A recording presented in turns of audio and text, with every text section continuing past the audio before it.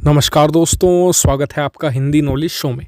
तो दोस्तों F-35 दुनिया का सबसे खतरनाक लड़ाकू विमान माना जाता है। और अगर ये लड़ाकू विमान मान लीजिए कि अगर किसी देश के दुश्मन को मिल जाए तो उस देश की हालत ख़राब हो जाएगी।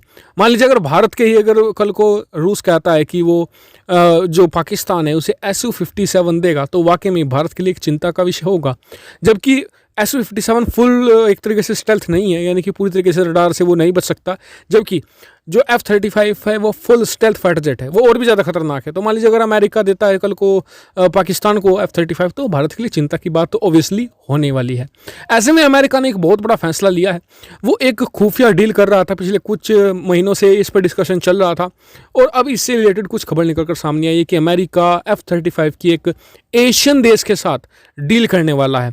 और ये F-35 अमेरिका इस एशियन देश को इसलिए दे रहा है ताकि चीन और तुर्की दोनों के खिलाफ इस्तेमाल हो सके। जी हाँ, यानी कि अमेरिका एक ही कार्ड से दो देशों को ध्वस्त करने वाला है। और मैं आपको सारी चीज़ें डिटेल से बताऊंगा, सारे आर्टिकल्स दिखाऊंगा और पूरे प्रूफ के साथ आपको बताऊंगा कि कौन से कंट्री को F-35 लड़ाकू विमान दिए जा रहे हैं। तो चलिए दोस्तों वीडियो को हम शुरू कर लेते हैं। तो दोस्तों अब से करीबन 15 दिन पहले मैंने आपके लिए एक वीडियो बनाई थी जिसमें मैंने आपको बताया था कि इजराइल और अमेरिका दोनों की आपस में कुछ अनबन चल रही है। कारण है कि इजराइल के एक दुश्मन देश को F-35 देने की सोच रहा है अमेरिका, और उस देश का नाम था यूनाइटेड अरब अमीरात।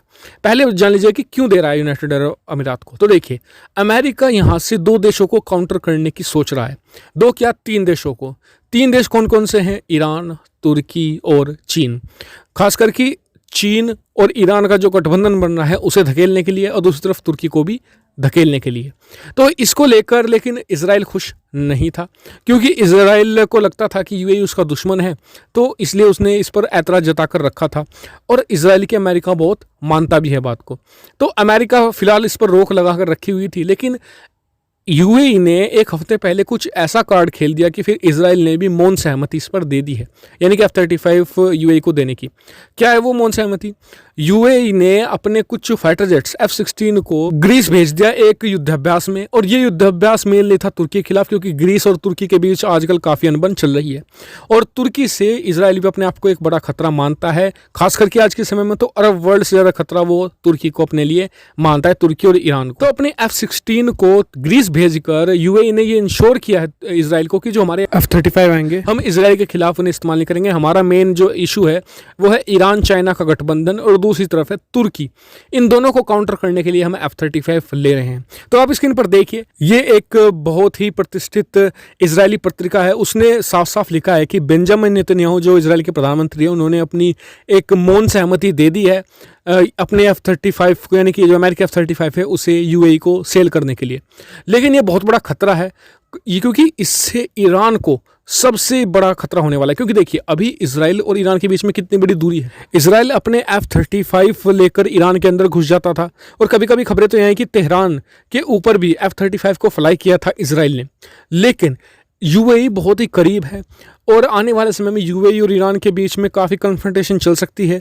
अरब वर्ल्ड और ईरान आपस में टकरा सकते हैं। तो F-35 ऐसे में ईरान के खिलाफ बहुत ज़्यादा कारगर होगा, क्योंकि ईरान के पास ऐसी कोई रडार्स नहीं है जो F-35 को पकड़ सके। दूसरी तरफ चाइना बैकिंग कर रहा है ईरान को, उसके साथ $400 अरब की एक 25 सालों की एक बहुत ही मेगा डील भी करी है, और उसे हथियारों से भी सपोर्ट कर रहा है चीन, अरब वर्ल्ड के खिलाफ मिली, क्योंकि अरब वर्ल्ड को सपोर्ट मिलता है अमेरिका से।